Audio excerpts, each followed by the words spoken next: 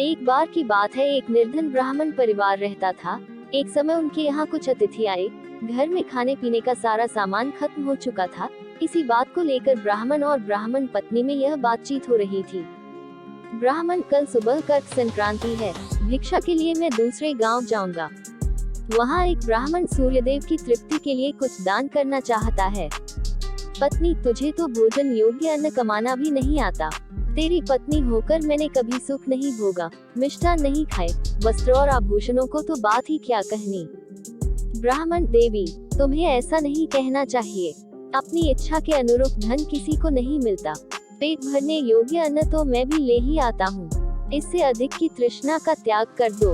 अति तृष्णा के चक्कर में मनुष्य के माथे पर शिखा हो जाती है। ब्राह्मणी ने पूछा, ये कैसे? तब ब्राह्मण ने सुअर, शिकारी और गीदड़ की यह कथा सुनाई। एक दिन एक शिकारी शिकार की खोज में जंगल की ओर गया।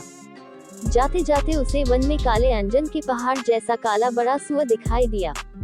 उसे देखकर उसने अपने धनुष की प्रत्यंचा को कानों तक खींचकर निशाना मारा। निशाना ठीक स्थान पर लगा। सुअर घायल होकर शिकारी की ओर दौड़ा। शिकारी भी तीखे दांतों वाले सुअर के हमले से गिरकर घायल हो गया। उसका पेट फट गया। शिकारी और शिकार दोनों का अंत हो गया। इस बीच एक भटकता और भूख से तड़पता गीदड़ वहां आ निकला। वहां सुअर और शिकारी दोनों को मरा देखकर वह सोचने लगा, आज देववश बड़ा अच्छा भोजन मिला है। कई बार बिना विशेष उद्यम के ही अच्छा भोजन मिल जाता है। इसे पूर्व जन्मों का फल ही कहना चाहिए। ये सोचकर वह मृत लाशों के पास जाकर पहले छोटी चीजें खाने लगा।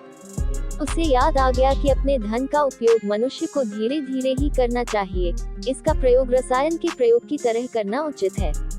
इस तरह अल्प से अल्प धन भी बहुत काल तक काम देता है। अतः इनका भोग मैं इस रीति से करूंगा कि बहुत दिन तक इनके उपभोग से ही मेरी प्राण यात्रा चलती रहे। ये सोचकर उसने निश्चय किया कि वह पहले धनुष की डोरी को खाएगा।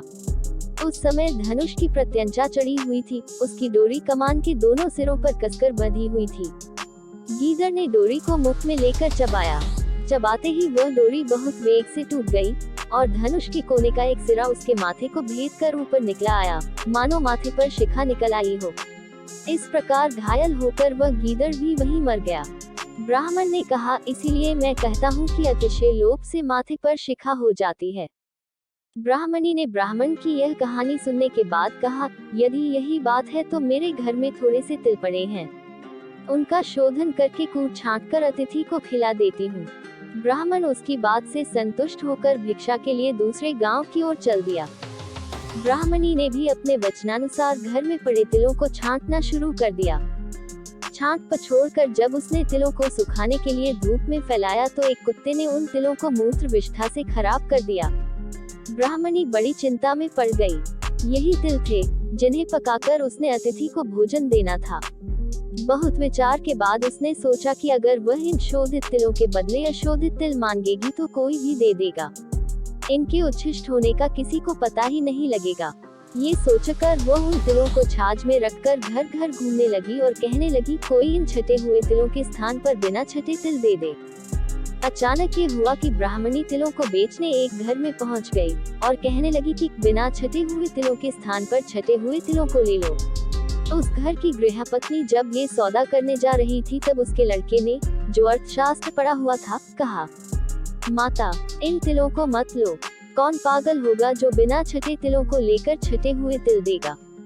ये बात निष्कारण नहीं हो सकती। अवश्य में इन छटे तिलों में कोई दोष होगा। पुत्र के कहने से माता ने ये सौदा नहीं किया। बिन कारण कार्य नहीं।